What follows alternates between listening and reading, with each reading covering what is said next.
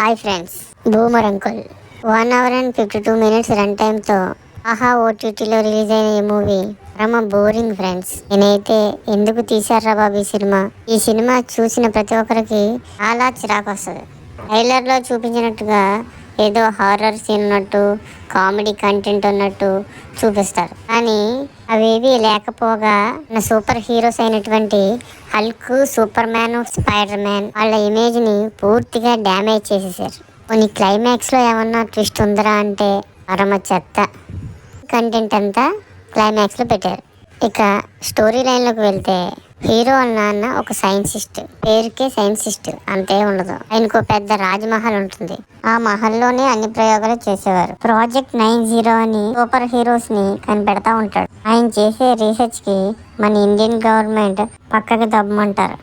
దాంతో కోపం వచ్చిన ఆయన ఫారిన్ కంట్రీ వెళ్తాడు.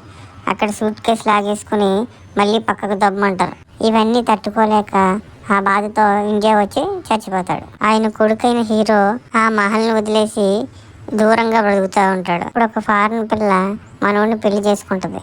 పెళ్లి చేసుకుని కొద్ది రోజులకే ఇష్టం లేదని చెప్తుంది. సో మనోడు కూడా వెంటనే విడాకులు ఇచ్చేద్దాం లాయర్ దగ్గరికి వెళ్తే లాయర్ దగ్గర ఒక కండిషన్ పెడుతుంది. హీరోకి ఒక రాజ్మహల్ ఉంది.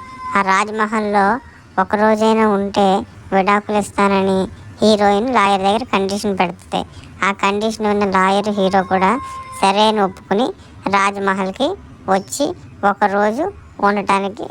ఇందులో ఇంకో ట్విస్ట్ ఏంటంటే హీరోకి 3 ఫ్రెండ్స్ ఉంటారు. వాళ్ళు హీరోపై రివెంజ్ తీర్చుకోవడానికి ఇదే మహల్లో ఎంట్రీ ఇచ్చి కామెడీ చేస్తారు. కానీ మనకు అంత నవ్వు రాదు. హీరో మహల్లోకి ఎంటర్ అయిన కొద్దిసేపటికే ఫారెన్ పిల్ల ఫారెన్ గూఢచారని తెలిసిపోతుంది. తెలిసిపోయిన కొద్దిసేపటికి క్లైమాక్స్ ఫైట్ ఉంటుంది. పరమ కామెడీ కూడా లేనటువంటి ఒక క్లైమాక్స్ వేస్ట్. మూవీ మొత్తం ఇదే ఫ్రెండ్స్. Okay, bye friends.